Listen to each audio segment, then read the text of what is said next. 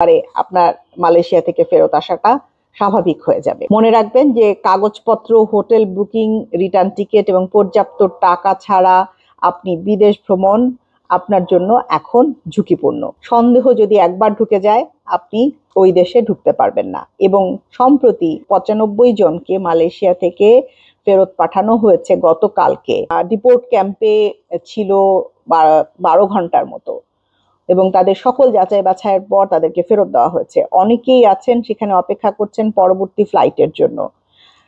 So তাদের ক্ষেত্রেও কিন্তু এই একই ধরনের ঘটনা ঘটেছে। এয়ারপোর্ট বুকিং করে এজেন্সির মাধ্যমে আপনি হয়তো বাংলাদেশ এয়ারপোর্ট পার হতে পারবেন, মালয়েশিয়া এয়ারপোর্টেও আপনি ঝামেলায় পড়তে পারেন। মনে রাখবেন যে ভিসাটি আপনাকে দেওয়া হচ্ছে সেটি কিন্তু মালয়েশিয়া ঢোকার জন্য অনুমোদন নয়, এটি একটি কাগজ মাত্র যেটি আপনাকে মালয়েশিয়ান ইমিগ্রেশনের সামনে দাঁড়াতে সাহায্য করবে।